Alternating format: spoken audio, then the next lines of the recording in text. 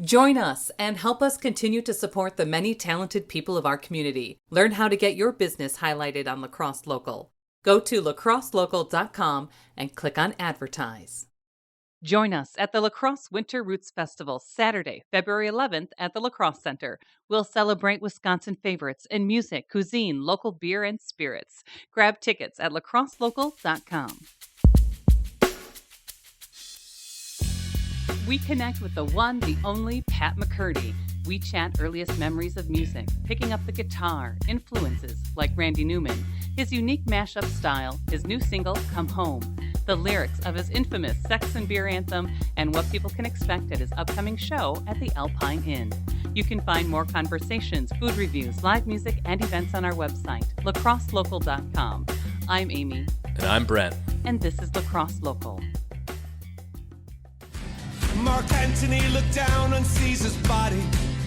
He said, friends, Romans, countrymen, lend me your ear. I did not come here to praise old Caesar. I came here for sex and beer. Sex and beer. Sex and beer. All the two things we hold dear. Sex and beer. Sex and beer. All the things we like round here. So kind of starting out, what were some of your earliest memories of music? I've come from a very musical family, so there were pianos and instruments in the house all the time. And my father is a gigantic jazz fan. So there was music in our house from the day I was born. And then I had an older sister who had all the cool records. When did you pick up the guitar? I mean, that seems to be, connected at the hip with you. I think maybe in fifth grade, I had a cheap plastic guitar that my mom bought because I begged and begged. And of course, it was a toy, so you couldn't really learn it. Uh-huh. And then my older sister got married, and a guy she was married to joined the army and left me his classical Yamaha acoustic guitar that he bought in Japan for like $30. And I still have that guitar. Wow. And that's when I couldn't put it down. I would, every second, if I wasn't doing homework or playing with my friends, I was playing that guitar. Knowing your music for a while, just being from the La Crosse area, I hear some influences, but who are some of your influences kind of growing up and even now? Well, who do you hear? And I'll see if we agree. Just over the last couple of days, I've just been kind of reintroducing myself to some of your original music. Like instantly, I was thinking Randy Newman. Oh man, you nailed it. Unbelievable. You're the first person who got that. Oh, really? Wow. I saw him live. He doesn't That's ever awesome. play live, but he went on tour once with Ry Cooder. Yep. And I was front row in the PAC in Milwaukee. Yeah, he's totally a giant influence. Of course, all the British music of the 60s too. Beatles, Stones, Kinks, Who. And then the late 70s British music, Elvis Costello, Squeeze. I love good lyrics. Yeah, there seems to be kind of a comical element to, some of those people that you mentioned as well. Exactly. They can be comical. And, late in my career now, I made my mark by writing funny songs. And some of them are just funny, and they're like novelty songs, but some of them are funny where they have some meaning. And now I'm adding a few more serious things into my sets. So kind of speaking about that, my first time seeing you was probably Riverfest or Oktoberfest. The first time seeing you, I've seen you many times after that, was probably like 20 or so years ago. Mm-hmm. You just had the crowd kind of just rolling with you. How did you kind of go with your unique sort of mashup playing style? Where did that come from? Well, I always, like in small gatherings, I was always in bands, but if it was a party and people had guitars, I used to, do party pieces where you entertain people and make them laugh. And I got so fed up with having to deal with, I had some success in bands, but don't get me wrong, but I got so fed up having to deal with other band members. So I said, I got an opportunity to play solo, and it took me a while, but at first it was like, you feel naked because you don't have any musicians around you, but then you add the shtick and the audience participation to make up for that. And I kind of developed it. I was able to have gigs in every Monday I played in Chicago, every Tuesday in Madison, every Wednesday in Milwaukee for around 15 years. Oh. And you really get to know different audiences. You find out what works. And then the smartest thing that my manager Murph and I ever did was say, well, let's not just play those 3 places. Let's see if we can get a gig in La Crosse. Let's go to Green Bay. Let's go to Minneapolis. I've played for so many different audiences, so many different age groups that you just learn, I remember back a couple decades ago, I had a friend going to Madison. He's like, dude, every Tuesday I go see Pat McCurdy at this, don't know the actual location, but he talk about it over and over again. And finally seeing you and seeing the crowd, I was like, what have I been missing here? So you had kind of a single come home this past July. What was the origin of that song? I've been putting out singles. I think I've put out 5 since I made the CD. And what was the origin of that song? Oh, the guy who runs my website has recorded me live for 25 years.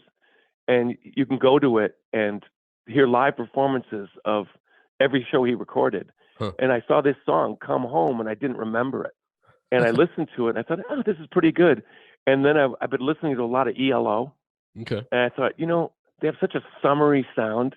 I think I'll try to make a single that sort of evokes ELO in a summertime kind of thing. And that song just fit for me. Looking at the latest album, Now Is Not the Time for Sad Songs, which it looks like it came out in 2020. So I'm sure, and it does reference COVID on there, the COVID-15. How did that name come about? Was it in a response to COVID, or, well, it must have been if you have COVID, the song COVID-15 on there some ways. Exactly. The first, it was like the March 13th or 14th. My biggest week that's not summer is St. Patrick's week. And on March 13th of 2020 now? Yeah. Yeah. That's about 2020, all my shows were canceled. I said, what am I going to do?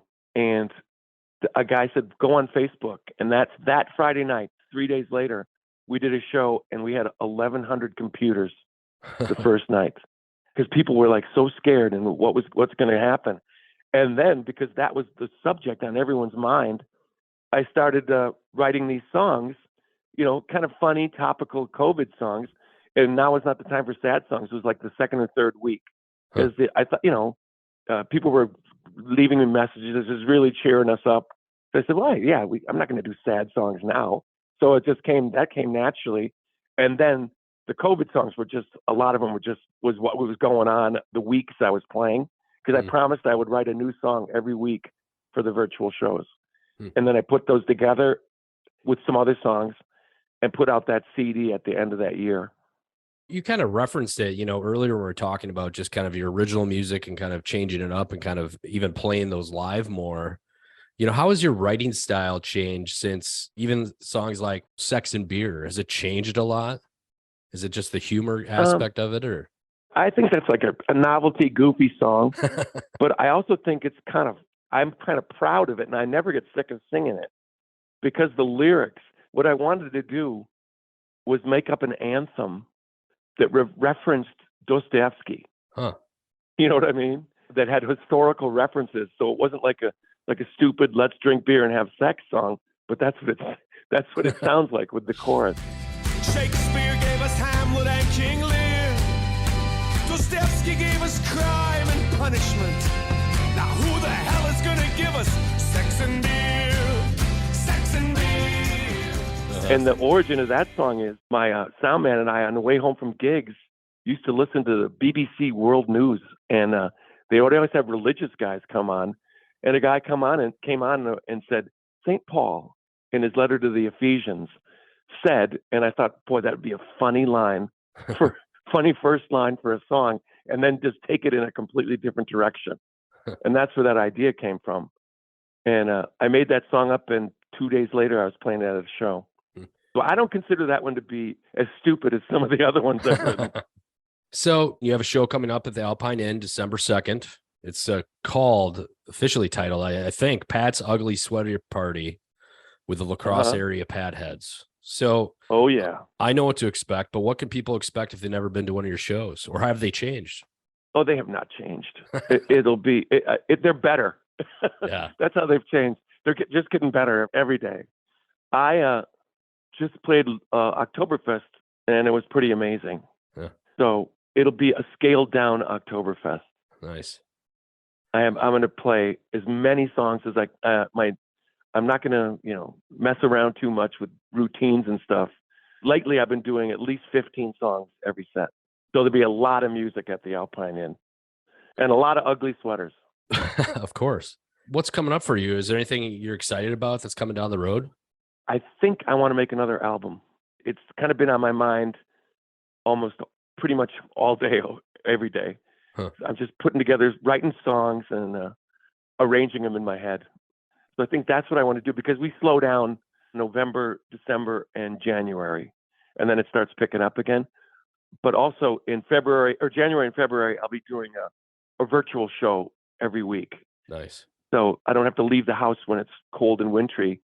And we have people that watch from all over the country and all over the world, actually. So that's a lot of fun too. That's something that's interesting that I think a lot of musicians learned over COVID. I got to see bands and revisit bands that I follow, on a weekly basis. It was kind of exciting to I'm sure that first one was kind of nerve-wracking, but to be able to get directly into people's homes on a weekly basis, I mean, there had to be a benefit to that. Oh, absolutely. I was so fed up with playing in bars, and live music is not what it used to be. Sure. The younger folk don't really have the attention span so much to listen to a whole set by a band. Their music is background in bars that I've noticed. So, or else in concerts. I can't do big concert hall. So I was so fed up with the gigs that we were playing. I thought, well, I'll play to St. Patrick's Day, and then that'll be it. I'll just kind of slow down, maybe do some summer gigs. And then COVID hit, and I was playing for people in New Zealand. Wild. I was playing for people in England and Paris. I can't do that. I was playing for more people last year when we did our virtual shows in January. On one Friday night, if we had 300 computers, say 2 people are watching or 3 people per one, that's more people than I'm reaching in 3 or 4 weeks on a cold January regular schedule. Yeah. So it actually changed everything for me. It gave me a kick in the pants to be more creative and to write more songs. Just realizing the breadth of your fan base, worldwide. That was pretty flattering too. So what's the best avenue for people to follow along with you? You got all the social medias, website, or what's the best spot? I'm not really big on social media personally, but we send out, I don't know. For anything you need to know about me, just go to patmccurdy.com. I'm too old.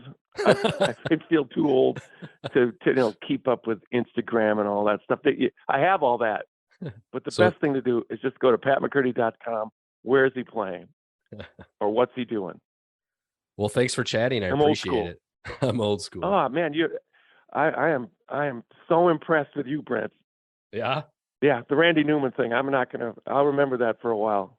In fact, well, I heard it instantly. I might spend the afternoon listening to some Randy Newman. That's awesome. I'm glad I'm glad I could be a part of that. Hopefully it's inspirational. I was just going to say, and hopefully it'll be inspirational. I'll see you at the show. Oh, thank you. I hope to see everybody at the Alpine. Absolutely. December 2nd. Wear your ugly sweater. Okay. Yeah. Lacrosse Local Podcast is a production of River Travel Media.